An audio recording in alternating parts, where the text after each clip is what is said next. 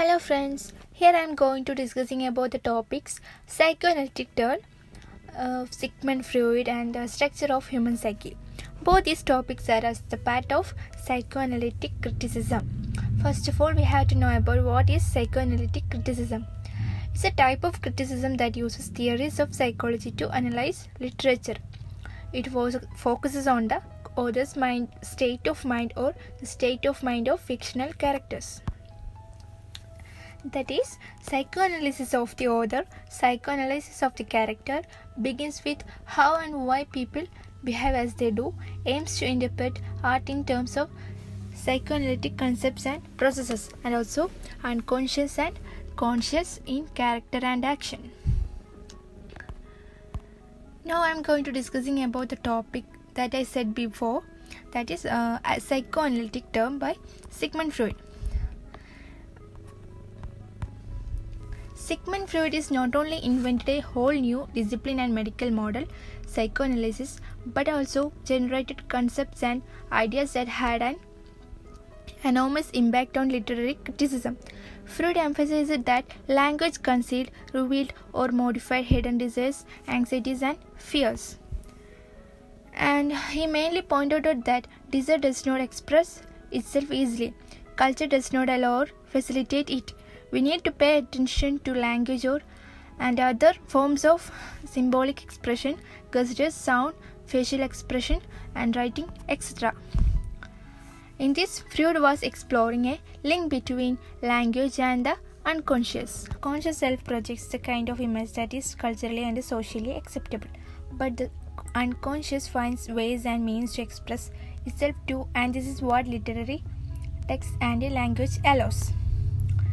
And the mechanisms of the unconscious of desires and fears also required and acquired of a language of their own. This was the greatest insight of Freud. Psychoanalytic criticism emphasized the role of sexuality and the sex drive in the making of a person's subjectivity, where many sexual desires are also consigned to the unconscious. It also explores the language of the unconscious of the repressed and the hidden as embodied in literary or cultural texts such as art or fiction, with a particular attention to the repression of sexuality and its desires. It uncovers the subject of the author as revealed through the images, through language, and the course of his work. It asks questions of the author's system, attempts to conceal his or her desires and drives, and the cultural codes that force him to do so. Now we are discussing about the topic that before I said, the structure of human psyche. These are the three components of human psyche by Sigmund Freud. That is, the first one is the ego, the superego, and the id. Now, the ego. The ego is the conscious mind, mediates between unconscious id and the superego, source of our decision making and rational thought.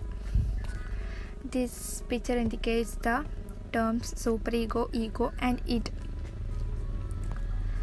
Then the superego can be called our conscience, provide the moral standards, is drawn from social settings and cultural codes, influence the way the conscious works. Next one, the id. Freud's favorite territory is the area of dreams, desires, all that does not come to the fore in our consciousness. This is unconscious and unconscious. This area he termed the unconscious because we are unaware of its existence. The process through which certain desires, especially sexual, are pushed into the unconscious so that they do not influence our daily lives and our conscious mind is called repression. Freud described the concept of repression as the cornerstone of psychoanalytic theory. Repression is the hiding away of something in our minds, that is, what is hidden away exists in our unconscious. Guilt-inducing desire and traumatic events such as the death of a loved one or abuse are quickly shunned out of the conscious and relegated into unconscious to emerge only in particular moments. That is usually of our dreams or stress. The unconscious is the greatest threat to our identity as rational humans. The unconscious emerges in particular moments as images, dreams, jokes, famously termed Freudian slips, or technically parapraxis, and even art. Psychoanalysis explores these images and uncovers those desires that have been repressed. For literary criticism, this is an important insight. Freud was proposing that art draws upon the unconscious for its themes and images. All human life, for Freud, is caught in the tensions generated by two basic principles: the pleasure principle and the reality principle. The pleasure principle is one where all our acts are governed by the need to attain pleasure and avoid unpleasure. And the reality principle enables us to understand that our pleasures cannot all be fulfilled the way we want them, and therefore inspire us to seek other routes of attaining pleasure. And sexuality is the primary drive in our subjectivity. According to Freud, he termed this the libido. The problem is, according to Freud, not all sex drives or desires can be put into operation. Therefore, what gets repressed primarily is the sex drive.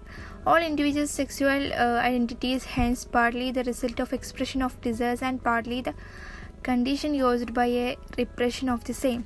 In order to explain this, Freud developed the idea of the Oedipus complex. And thank you all.